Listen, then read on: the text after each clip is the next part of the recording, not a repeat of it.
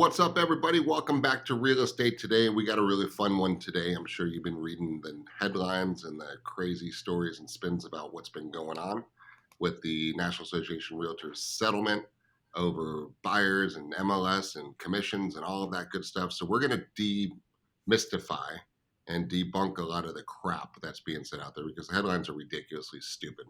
And we're going to go over the simplification of what really just happened and what a non-event it truly is and how things go forward from here. So that's what we're going to talk about in a condensed version today.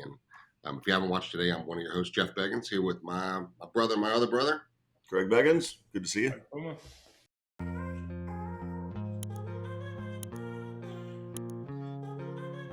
And let's talk about this because last Friday, just a few days ago, the NAR, National Association of Realtors, came up with a settlement that they announced publicly that a lot of people have been freaking out about. The headlines that I've seen, I'm like, what did you guys read? Because I read this in the same brief and it didn't sound anything close to what you guys are pushing out there on headlines.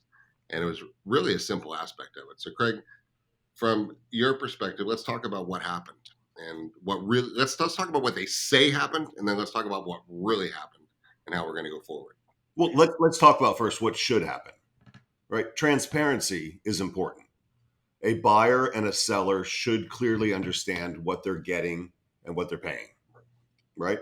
And if you break it down to the basic, the buyer has always paid the commission, right? Who brings the money to the closing? The buyer. So the commission has always been a part of the transaction, but the buyer has been paying it.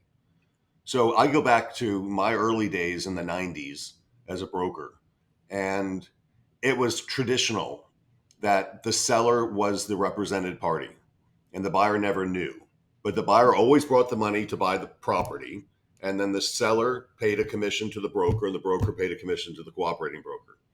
But this representation issue became a thing.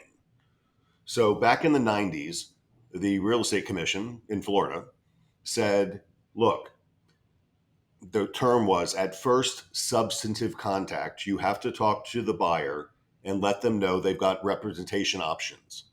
They can either be non-represented, they can be a single agent, or they can be a transaction broker. And then we had to explain what a non-rep agent's responsibilities were, what a transaction broker's responsibility were, and what a single agent's responsibility were. And then the consumer had to pick a form, check a box on which one they wanted you to be.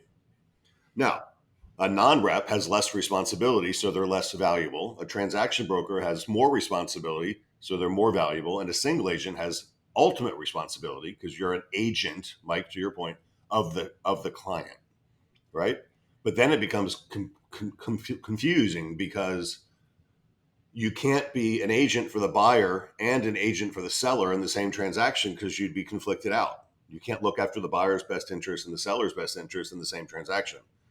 So then you came to this consent to transition to transaction broker if you're going to represent the same parties. So that became really confusing. And that went on for years. So we had to actually have this conversation with the buyer, have them sign a form, and then we had to keep that form for 5 years. And the FREC would come in, Florida Real Estate Commission, would come in and audit us to make sure we had that document in hand that we'd made this disclosure. So then after a couple of years of that, they said, look, let's make it easier on the public because nobody really understands this anyway. Let's just be transaction brokers from the onset. And that took the single agency representation piece out of the box. So basically, most brokers don't represent the buyer or the seller. They're a neutral third party, right? So that's the history back to the 90s. This is 2024 now. So that's a long time ago, right? So when you take it back to that basic part, that's right now, we're just talking about transparency. So the buyer now, there's two changes in this litigation that came out. Number one is you can't advertise your cooperating broker commission in the MLS. So in the MLS, just so you know, there's probably 800 data fields we have to pick. Is it a greenhouse? How many bedrooms? How many bathrooms? What kind of appliances is that? All those details go in, but one field has been eliminated, and that's the buyer broker compensation. So that's one change. The second change is a buyer's agent has to have a buyer broker agreement with the buyer. If you take all the mud away from everything, there's two changes that happened. No advertising of MLS compensation, and the buyer must be represented with a buyer broker agreement. That's the two changes. All of that, all of this commotion for that. That's it. If you break it down to that. And I've got a copy on this screen over here of 108 pages of the settlement that breaks it down to those 2 points. Let's be honest, though, about why the industry freaked out. And they freaked out because most agents historically have not been very good at selling their value on the buy side. Correct. They relied on the fact that the listing agent or the seller is going to offer compensation to them as part of the entire transaction. And so therefore, if I'm helping Jeff buy a house, I don't have to sell my value to Jeff ultimately, because as long as Jeff buys the house with me, I'm going to get paid whatever the other side is offering, right? They freaked out because most of the industry has no idea how to sell their value to Jeff. And now if the seller decides to, they don't have to offer compensation to me. And I am required now legally to get Jeff to sign something if he wants to buy a house with me that says, hey, Mike, I'm going to pay you X percentage. If compensation is not offered from the seller, then I'm going to pay you X percentage. And that right there, that requirement made everyone freak out because they're like, well, wait a minute. How do I justify that to Jeff? And that was the pause. The reality is all we're forcing agents to do is be professionals, right? All that's required is that you are good at what you do, you actually have skill set, and you can present value. That's it. If you can do those things, nothing has really changed. But it's never been a job requirement, although arguably should have been. It's never been a job requirement until right now, right? And that's what the industry freaked out about. Now, there are very misleading headlines. I mean, I've seen stuff like, no more 6% commissions, no more this, no more that. It's like, that's not really true. All they're saying is it doesn't have to be, as a seller, I don't have to. But there's a lot of reasons why I still should, right? And we're still advising our clients to make sure they understand the implications of their decision. Because if I'm selling Jeff's house, and I decide Jeff's like, no, I don't have to pay them anything. I don't want to. Okay. Well, here's the problem though, because especially if that house is FHA qualified, right? And you have an FHA buyer, the buyer agent can't get paid by them, right? They can't compensate. So now you may lose that potential buyer, or we may have complications and have to deal with them depending on the transaction. So there's always complications that come from little things like that. And so, but at the bottom line for me is this is forcing us as an industry to be more professional, to sell more value. And if you can do that, you're going to be fine. And if you can't, you're in big trouble. Yep. Well, let's talk about what a commission is. And I like to look at professional marketers. And I consider home builders to be a professional marketing organization, like Lennar Homes or D.R. Horton Homes, right? They are the largest builders in the United States of America. And what do? They incentivize buyers and sellers, buyers and agents, to move their product. So they're buying down interest rates, they're paying closing costs to buyers to say, come buy our product. And they're going to agents in the marketplace saying, come show our stuff and we'll pay you a commission. So a commission is really just an incentive to get people to show. And what the MLS is a group of agents. Like our Greater Tampa Realtors has over 12,000 members. So my stupid story is my dog. I love my dog. If she ran away, right, what would I do? I'd post a reward for the finding of my dog, right? So what a commission really is just a reward for, hey, agents, bring your buyers to my stuff. I want to sell my house quickly, because there's a cost of owning a home. And if it takes 2 or 3 months or 4 months or 5 months to sell it, then I pay money every month to sell it. But if I sell it quicker, then I save money. So I'm going to put an incentive out to the public to say, bring a buyer to my property. And we have actually a very efficient system. It's different than the rest of the world, granted, but it's also more sophisticated than the rest of the world. And I think you're right on that one. I think it's also important to talk about how another thing that hasn't changed at all is there's been always a various menu of service providers in any industry, right? Especially in real estate. You've got the guys who say, I'm not going to do crap for you. Give me a couple $100. I'll load your shit in the MLS. I'm not going to answer a phone call. I'm not going to show the house. I'm going to do nothing except just give you some access. And there's other people that says, I'm going to kind of do a little bit, but not that much. So I'll just charge you 0.5%, right? Or I get other people say, I'll give you a rebate back, right? So it's really only 1%. Then you got buyer's side that says, I'll do it for $2,500 total, right?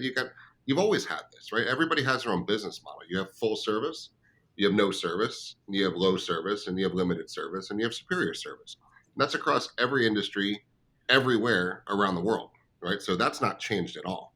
So those of us who offer superior levels of service will continue to offer superior levels of service. Those of us who offer crappy service, right, or no service, will maybe make a decision to continue offering crappy or no service, right? It depends on the business model that you want. So there's never been a mandate across the board anywhere of what people should sell for and charge. It's an independent business decision about us. I mean, we've got such a huge machine running, and locations and staff and people and databases and systems and AIs and staff and team that we know how to sell, right? We're really good at this one. And our model, we charge what we charge because that's how the business model works, right?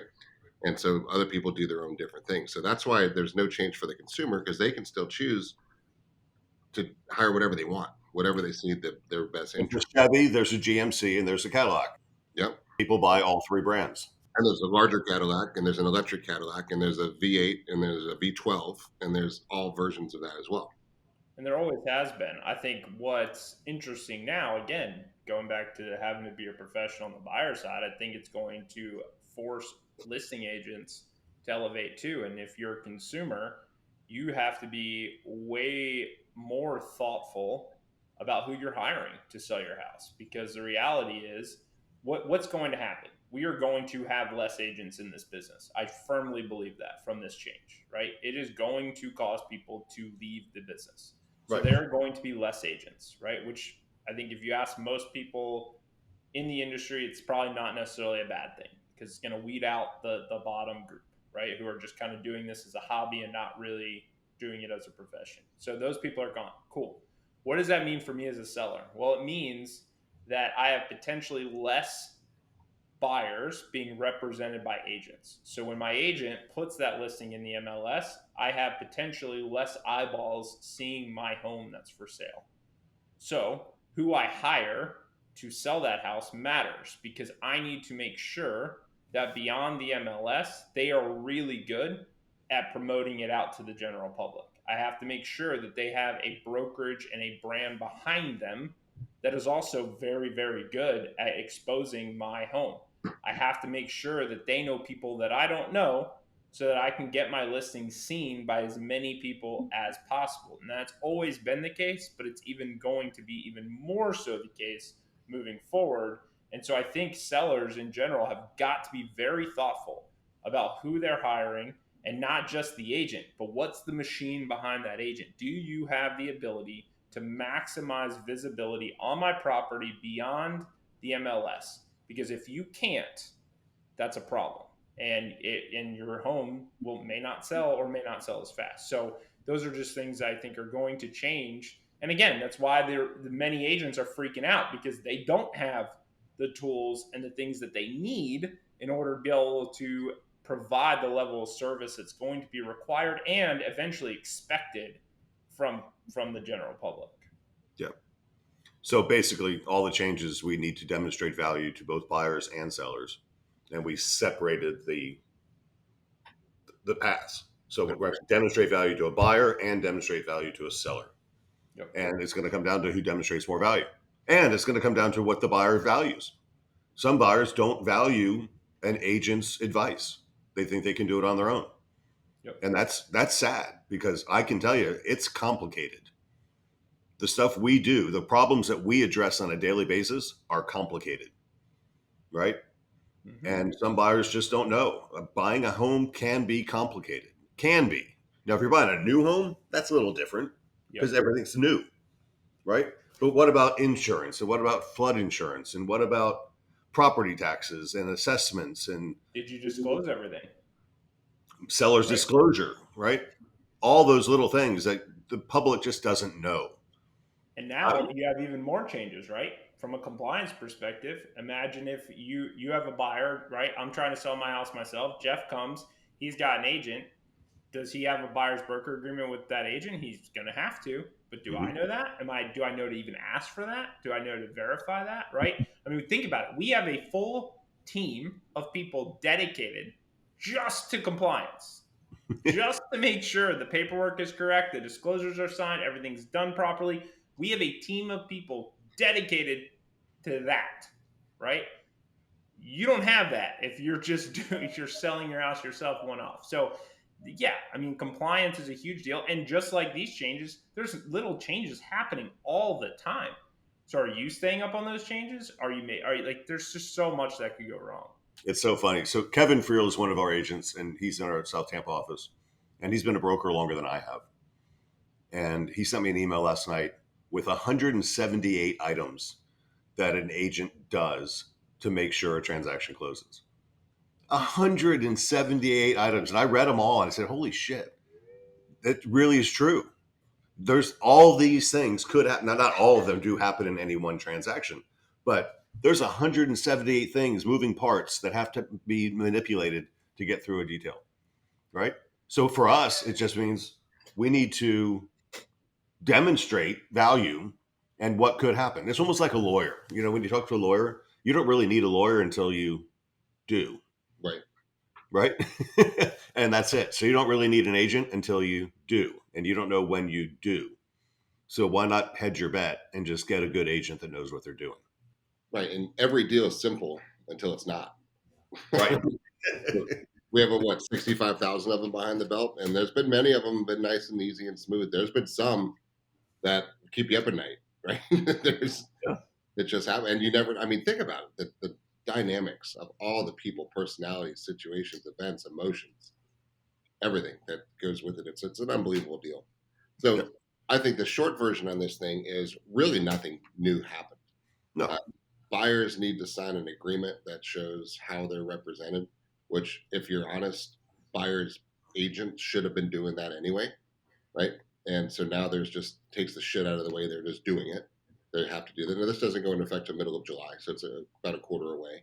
But that's the change there. And then the internal database field, no big deal. You think we're not going to figure out a way to tell the other agents how much they're going to get paid when they sell their listings? We already have. Hey, Craig, are you offering a commission on this house? Yes, I am. Okay, good. How much? Thank you. Right. There'll be a form that will say, oh, by the way, you're getting 2.5%, 3% commission. And because, look, if you're a seller, you're silly to not incentivize the people that work in the industry. It's going to be the exact same thing. You know, you're still going to offer the 5 or 6%, and it'll be split between the listing side and the buyer side. We might call it something different, but it's the same thing, right? It's going to be the only thing. It's just not going to be a searchable field in the internal database. So the general public doesn't change anything at all, right? For you at all. It just lets you know kind of what's happening. So that's the simplicity of it, guys. It's no significant change at all. And everybody who's making it out to be is just alarmist or doesn't really understand it. So I've got an FAQ on the side of my screen over here on the side. It says the types of compensation available for buyers brokers will continue to take multiple forms. They've always taken multiple forms. Yeah. Right? There's a flat fee broker out there that'll do something. There's a full service broker that'll do something more. And there's a limited service broker that'll do something less. Depending on broker and consumer negotiations, which has always been the case, you can get a fixed fee commission paid directly by consumers, which is bad, right? Because most buyers have to bring cash to closing. And the biggest problem with buying a house is saving the cash for a down payment. So if you shift that burden to the buyer to pay the commission instead of the transaction paying the commission, it's going to rule a lot of buyers out from buying homes. So that's it's going to affect your offer. 100%. Right? Because at the end of the day, if you tell me that I've got to add 2.5 points to my transaction, right? And my lender's going to come back and say, no, You can't. at 2.5 points, right? We're not qualifying you at that price. Okay, what are you going to qualify me for? Oh, well, it's 20 grand less. Okay, now I'm going in and I'm going to make an offer $20,000 less than I would have potentially because I can't afford to pay it. Okay. That's what's going So to if the buyer has to pay the commission, the price of the house goes down, right? If there's a $400,000 house and there's a 3% commission, that's $12,000. So, all right, you're not paying a commission. I'm going to offer you $388. It's a math, right? So fixed fee commission paid directly by consumers, a concession by the seller. Now that's interesting because we'll see how the industry handles this. But the mortgage industry has caps on how much concessions the seller can pay. Right. So if your buyer needs close, like the professional home builders we were talking about, they offer concessions for closing costs. They offer concessions for buying down interest rates. If they have to offer a concession to pay down commission, that takes away some of the benefits of the interest rate buy down or the closing cost. And the third option, which is the one we've been dealing with for centuries, is a portion of the listing broker's compensation. Right. Right. Which is what we've been doing since, like, I think NAR started in 1914. Right. So for a long time, it's been a percentage of the listing broker's compensation. So if the listing broker goes in and says, hey, seller, hire me, I'm going to do a really good job, pay me X amount of dollars, and I'm going to share Y amount of dollars with a cooperating broker to entice them to incentivize them to bring a buyer to your property. What's changed? Nothing. Nothing. And a lot of your customers right now, and when your our listing agreements, it says you're going to pay us the 2.5%, 3%, whatever it is for the listing side, and then it says we're going to offer 2.5%, 3% or whatever to the buying side. That's what our agreement said for years and years and years. So it's exactly the same thing. The only thing is we're just not going to enter that into a database field. No, the difference is you're going to have to make a presentation to a seller and demonstrate value, and you're going to make a presentation to a buyer to demonstrate value. That's the biggest difference, because if you come to me now, it's no longer, hey, Mike, let's go look at 123 Street. It's, hey, Mike, I need you to sign this agreement that says that you're going to agree to pay me 2.5 or 3% on this deal. If compensation, I'm getting paid 2.5 to 3% on this deal, one way or another, essentially is what that agreement is saying. Right. Right. Yep. And so now as a buyer, are there buyers that are going to have pause that say, well, wait a minute. So they don't have to pay you, and now I have to pay you? Yeah. But the only way I get around that is if I demonstrate the value of why I am worth you paying me 2.5 to 3% if they don't. Mm-hmm. And if I can't express that value to you, I don't get the commission, which, newsflash, that's the way it should be. Right? Like, that's how it should be. I mean, I don't know how else to say this. If I cannot sell my value to you, then I am not worth it. Like, this is good news, right? I'm excited about it. It's going to separate the crowd. This is all good. There's two small changes, but they are big changes to those that are not very good at what they do. Right. Transparency is a good thing for everybody in the marketplace. And that's all we're going to be bringing now is transparency. Yep. You provide value, you get it. That's it. So that's the update. That's the latest on this one. Now, this will evolve over the next few months, and we'll bring you updates as it gets more clarity. But there's a lot of little pieces as this plays out with the forms and all. But you know what's interesting is I'm reading this FAQ. It says it has to be approved by the courts, and it's going to take several months to be approved by the courts. Yeah. But they're saying it enacts in mid-July, so it's going to enact before the courts even approve it. Which I don't know how that's going to work, but it is what it is. Yeah. We'll follow the powers to be. So that's it. Any other questions, reach out to us, guys, and we'll help you clarify it. And for the agent community, show your value, guys. And buyers, seller side, ask for the value. And if the agent's not showing it, find somebody who does. Yep. And if your broker's not providing your resources, jewels, then find a new broker. That's it. That's it. Thank you, guys. Thanks for watching. See you next time.